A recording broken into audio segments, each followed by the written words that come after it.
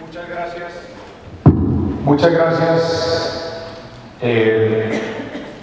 No solo a las entidades que están convocando, a las instituciones, a los medios que están convocando y que están invitando, sino a todos y cada uno de los asistentes a este primer encuentro regional.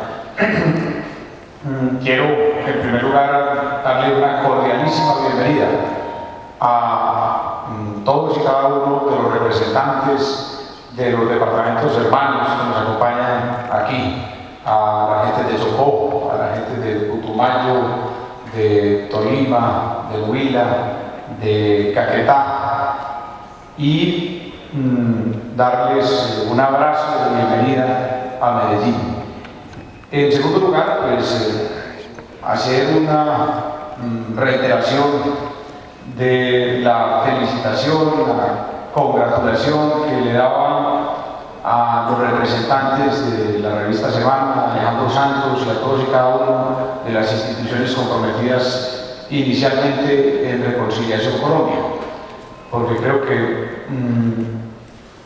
han dado en un punto preciso, muy importante y trascendental y muy oportuno para nuestro país, en buscar profundizar la reflexión acerca de la necesaria reconciliación entre los colombianos. Y allí hacer la observación de que no se empieza de cero, y esa es una de las virtudes que de alguna manera la Reconciliación Colombia tiene, y es que ha empezado con un trabajo de reconocer y de visibilizar, que seguramente será mucho más fuerte en el transcurso de estos foros regionales,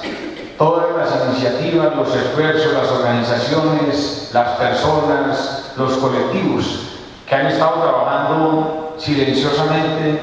o tal vez anónimamente o de alguna manera desconocida, pero muy comprometida en la reconciliación en el país. Creo que uno, sin ningún grado de los objetivos de Reconciliación Colombia, debe ser buscar que esas personas, esas iniciativas y esas organizaciones puedan aportar a este proceso lo que han venido construyendo desde años y en muchos casos desde décadas atrás. Un aspecto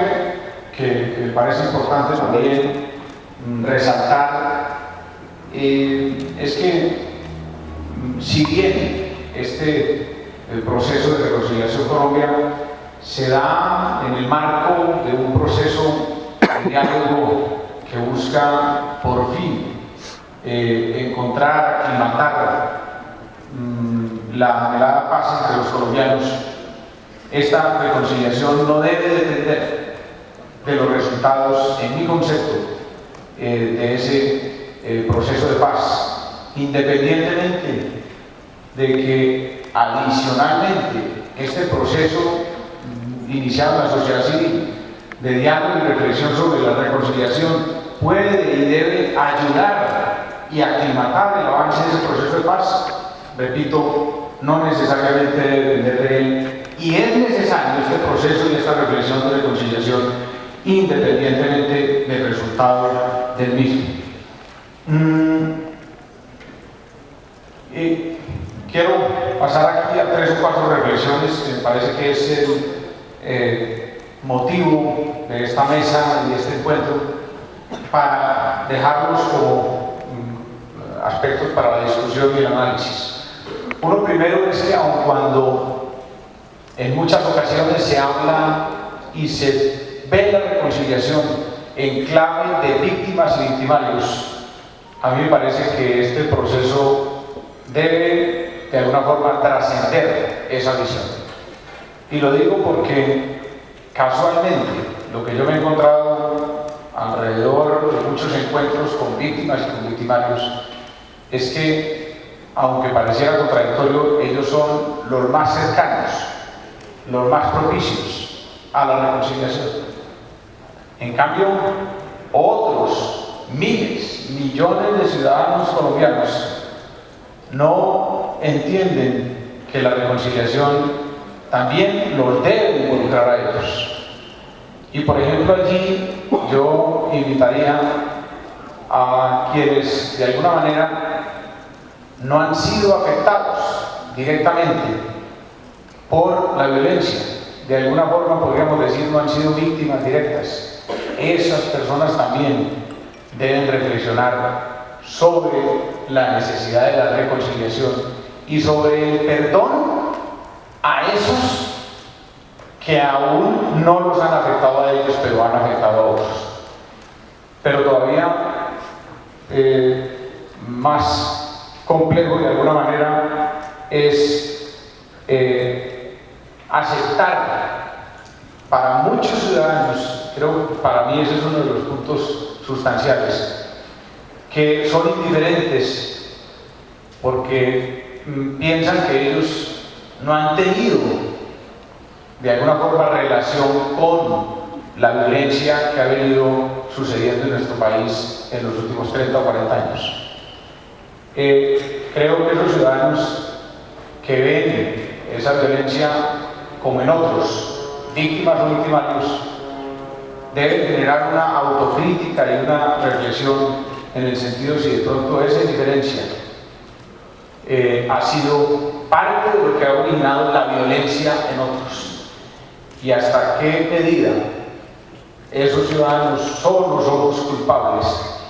de parte de la violencia que ha afectado a otros y que no la vemos tan cercana porque no nos ha tocado directamente. El otro aspecto que me parece sustancial resaltar es debemos trabajar en la reconciliación, que es como un final, un cierre del capítulo de las heridas de nuestras violencias, pero debemos trabajar también fuertemente en no seguir generando motivos para los odios, porque no podemos estar apagando el fuego, pero por otro lado estar alimentándolo. Y yo pienso que eso nos remite a los dos más graves problemas de nuestra sociedad: la inequidad y la desigualdad, que es generadora de violencia y de odios, y por supuesto en el futuro de necesidades de reconciliación, y la falta de respeto por el valor sagrado y fundamental de la vida. Por eso, por ejemplo, resalto y con orgullo pongo de relieve en este escenario el hecho de que en nuestra ciudad, en Medellín, hemos avanzado en la disminución de los homicidios en forma sustancial.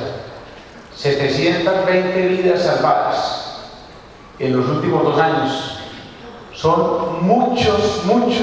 menos motivos de odio, muchos menos motivos de dolor y, por supuesto, menos leña al fuego para futuras necesidades de reconciliación. Hoy, por ejemplo, tenemos la satisfacción de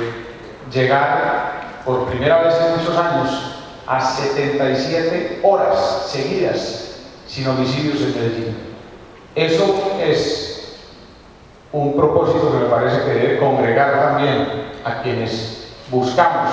la reconciliación. Evitar y atacar los motivos que generan los odios y la violencia.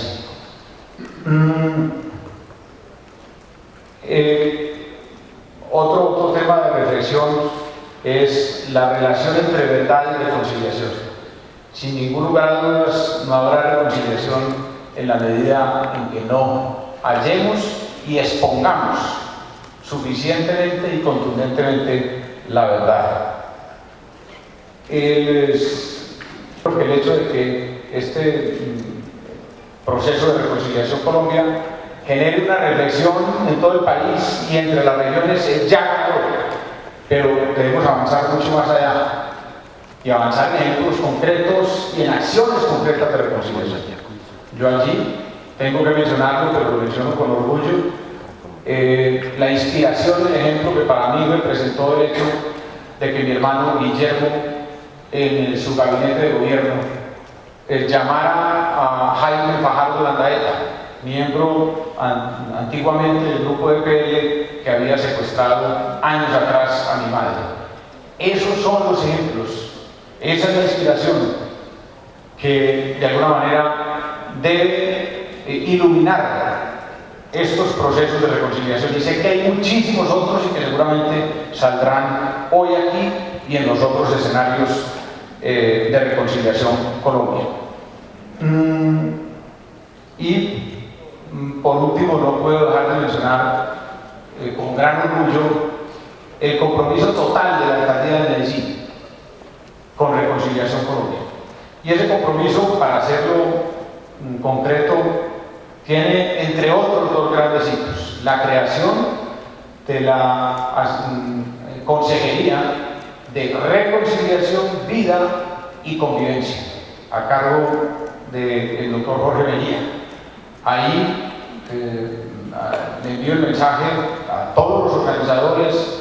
de Reconciliación Colombia de una interlocución al más alto nivel y con la instrucción del total apoyo a este proceso. Y el otro hito, el Museo Casa de la Memoria, la doctora Lucía González, que ha sido una mujer comprometida con la paz, con la convivencia, con la reconciliación desde muchos años atrás. Y entonces el ofrecimiento de ese hito del Museo Casa de la Memoria como sede, con la apertura total